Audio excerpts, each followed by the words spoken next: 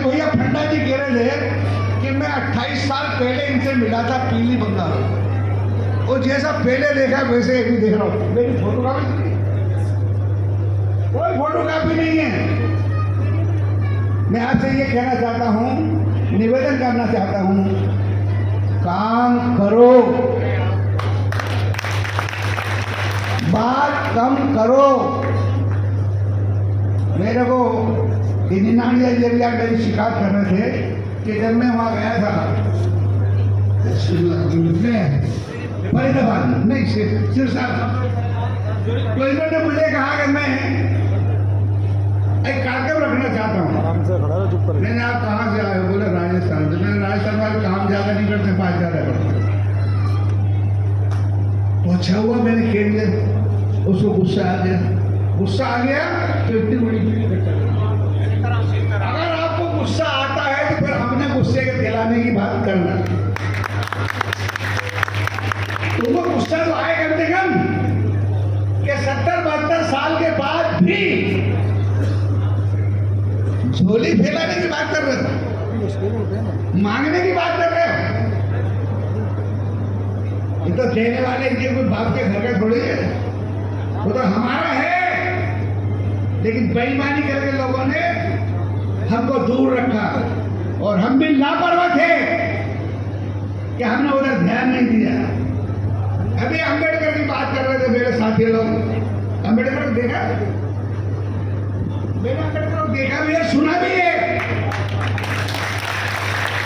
मेरे तो इंदौर से 14 किलोमीटर दूर उनका जन्म स्थान था। साल में 1-2 बार आ जाते थे, तो दर्शन इसलिए करने जाते थे कि यार बहुत बड़ा आदमी लौट रहा है, ये छोड़ के दर्शन करो। तो कभी कभी वो गुस्से में बोल नहीं देते थे, काम करो बात में करो। मैं आपसे इसलिए कह रहा हूँ, कभी को लोग कहेंगे कि 98 साल की उम्र होगी, मेरे को पूरा समझ लिया गया।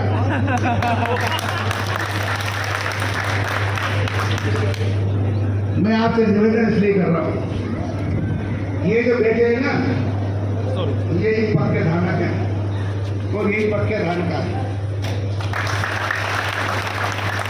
बाकी तो सुनते सुनते बोर हो गए और जाके बाहर चले गए। मुझे निनानिया जी बहुत गर्व के साथ ये कहने का हक है कि मेरी बात आपको लगी, सीताराम जी नवलिया जी, मेरी बात आपको लगी। भाई हीरालाल जी इंदौरा मेरे कम से कम 30-35 साल पुराने साथी हैं। जब सरकार आई नहीं थी तब मैं जयपुर में था, और हीरालाल जी कांग्रेस के कार्यालय में रहते थे। उन्होंने हथियार डाल दिए, बोले चल नहीं सकते हैं। क्या हुआ? भगवान ने तुमको मंत्री बनाया था, तो उन्होंने गुस्से में आकर के अपने बेटे को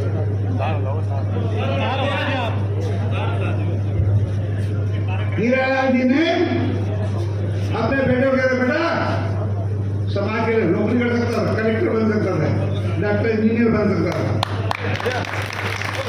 लेकिन हीरालाल इंदौरा ने एक खानदानी खून है, ब्लड, इसके अंदर ओरिजिनल ब्लड है, उसी को दर्द होता है। आजकल डीएनए काय के लिए आया है? डीएनए इसलिए आया है कि ये सच्चाई बताएगा। आप है ना कहते हैं, कबीरदास हमारे गुरु हैं जिन्होंने जीना सिखाया, लड़ने भिड़ने से मुक्ति दिलाई। कब हुए कबीरदास? अभी यहाँ बात करें तो पंजाब भाई मेरे मुगल काल में हुए हैं, और मुगल काल में हम लोग बड़े थके हुए थे, डरे हुए थे, भयभीत थे और संगठित नहीं थे। तब कबीर साहब ने जिंदा रहने के लिए रास्ता बताया, इसलिए वो हमारे गुरु हैं, हमारे जीवन दाता है। हमको मानेंगे, मानते रहेंगे। लेकिन हमारे पुरखा कौन है? धानक आया कहां से?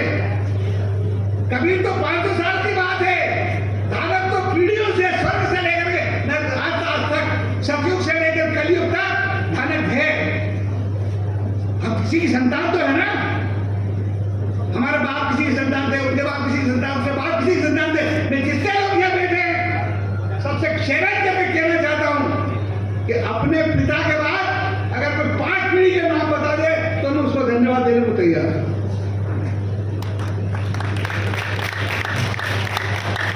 इसको पूछिए, 5 पीढ़ी के बाद का पता नहीं लगता है। बाप का नाम बाप के बाप का, बाप के बाप का, बाप के बाप को पता नहीं है।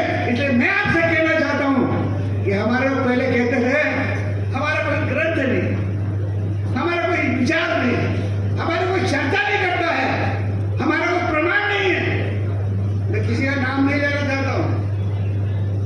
सबके पास झूठी रामायण है, सबके पास झूठे ग्रंथ हैं, और जो पिछले बार लिखा गया है उसको धानक दर्पण ने उजागर किया है।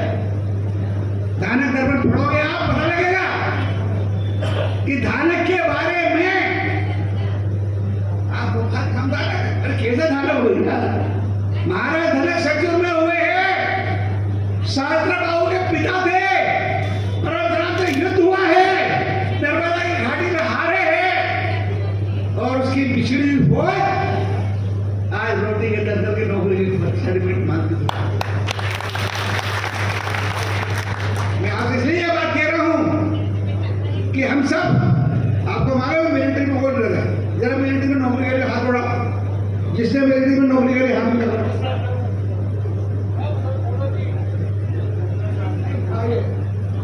जो मिलिट्री में नौकरी कर चुका है, जब मोट मिलिट्री से निकलता है तो क्या करता है यार पूछो। या तो पेंशन पर निर्भर करता है या चौकीदारी करता है। उसके बाद कोई हुनर नहीं है, बंदूक चलाना आता है बस। तो उसके सामने हो तो गोली चलाएगा और अफसर की मानेगा, और जब रिटायरमेंट हो जाएगा तो सिवाय चौकीदारी के दूसरा काम नहीं करता। वो आदत ध्यान रखिए। अरे लड़ाई का जमाना खत्म हो गया, हमने राजा को बचाते बचाते अपने आप को बर्बाद कर लिया। लेकिन किसी इतिहास में ये नहीं लिखा है, महाराणा प्रताप के बारे में लिखा कि 51 महिलाओं ने अग्निदाह किया। किसको क्यों किया? इसलिए कि मुगल हमको पकड़ कर ना ले जाए। लेकिन किसी इतिहासकार ने ये नहीं लिखा कि सिपाही मर गया, सिपाही घायल हो गया, उसके बच्चों का क्या, उसकी बीवी का क्या हुआ, ये किसी इतिहास में नहीं लिखा। और किसी हिंदू ने बचाने की कोशिश नहीं की। नाम भी आप बताओ मेरे किसी का आया हो। और अब उसके बाद में वो औरतें कहाँ गई, उन बच्चों का क्या हुआ, रो रहे हैं। मुसलमान 20 करोड़ हो गए, कहां से हो गए, कैसे हो? तुम अपने गले में हाथ डाल के देखो, अपने मन में विचार करके देखो, अपने पिछले इतिहास को देखो कि तुम्हारी लापरवाही कितनी थी। कौन रो रहे? पंडित जी रो रहे, राणा जी रो रहे, बहुत पढ़ गए। कैसे पढ़ गए? अगर तुमने तुम्हारे साथ रहने वाले वीरों को, परिवार को अवेला होता तो अकबर के हरम में 500 महिलाएं वहां पर हरम में रुके नहीं रहती। हर एक नवाब को मैंने इतिहास पढ़ा है, उसके हरम में 400-500 महिलाएं रहती थी। नवाब बाजा से लखनऊ, नवाब हैदराबाद, नवाब भोपाल, मैं भोपाल में हूं। ये सब हिंदू समाज के परिणाम, उनका नतीजा है, उनके सोच का नतीजा है। उन्होंने समाज को नहीं संभाला, समाज की चिंता नहीं की। छोटे बड़े की लड़ाई में, ऊंच नीच की लड़ाई में, जात की लड़ाई में सारे देश को लड़ाते रहे। तो उसका परिणाम ये है कि हारते हारते बंगाल भी चला गया और पाकिस्तान लाहौर में गया, पंजाब में। और अभी भी अकल नहीं आ रही, अभी भी कह रहे हम बड़े बड़े कड़ाई में चले जाओ, पता लगेगा कितना होता है। मैं आपको इसलिए निवेदन कर रहा हूं, और ये बात समझना, ये आखिरी बात है।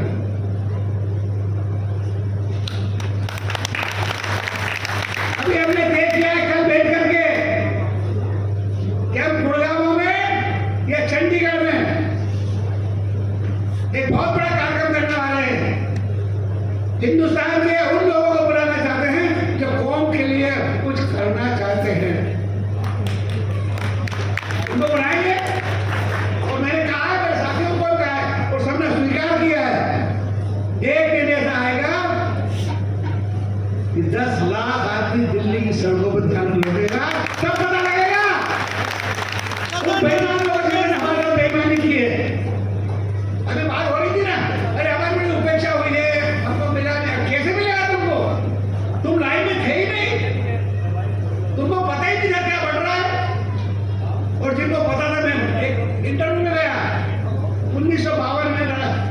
इंटरव्यू कलेक्टर ने बुलाया, कलेक्टर मेरे को बुला लिया, उन वक्त कार्यकर्ता था, बुला लिया तो मेरे साथ एक एमएलए साहब बैठे थे सुखपुर के। कहले माता साहब, माता कहते हैं बड़ा रह दो, बोले माता साहब वो 4 लड़के चाहिए शिक्षा को मास्टर। बोले हाउ कहा उसने, 4 नाम लिख के दे दिए उसने, सब छोटे सवाल क्यों वही मैंने कलेक्टर उसको बुला रहा था, कलेक्टर पोस्ट मांग रहा था, आदमी मांग रहा था, तो वो किसके नाम देगा? अभी भैया बोल रहे थे ना, तुलसी भाई बोल रहे थे ना, कह रहे एक तो लाइन में नहीं हो, वो लाइन में भी हो तो नीचे देख रहे हो, ऊपर देखते भी नहीं हो कि क्या हो रहा है। इस तरह से सारी सरकारी नौकरी खा गए, जमीनें बटी, एग्रीकल्चर लेबर के नाम पर आपको कुछ नहीं मिला, एग्रीकल्चर लेबर के नाम पे साले रामी को वतन नहीं बोला, नौकरी उनको मिली, जमीन उनको मिली, बैंक का लोन उनको मिला, और उन्होंने आज अपने आप को सेठ कहलाना शुरू कर दिया और तुम वही। अरे अब तो सोचो, देखो ये मोदी का जमाना है, मोदी ढूंढ के ला रहा है, कोहली को राष्ट्रपति बना दिया उसने, और अब भील की नदी को फिर दोबारा राष्ट्रपति बना दिया। उसकी नजर बड़ी पेनी है, अरे उसकी नजर में तो आप साहब हमारे साथ बहुत बड़ा अन्याय हुआ, तुम आगे लो हमारे साथ देखो, ये कहना पड़ेगा। और ये कहने के लिए हमने कार्यक्रम बनाया है कि अब दिल्ली में बहुत बड़ी रैली करने वाले, और उस रैली में कौन आएगा रखा पूजा करो,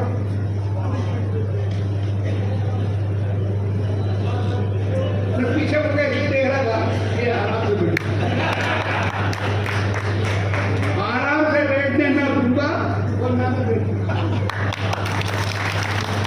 मैंने तय कर लिया है कि जब तक एक बार सरकार की घंटी नहीं बजा देगा, धान का एहसास नहीं करा देगा कि इससे साथ अन्याय हुआ है और अन्याय होना भी देंगे और अन्याय का बदला लेके रहेंगे, तब तक मैं आगे रहूंगा आपके बीच में। मुझे अच्छा लगा, यह बहुत हाल भीड़ बनी हुई थी, और इसलिए अच्छा लगा कि निन्नानिया ने ये कबूल किया कि मुझे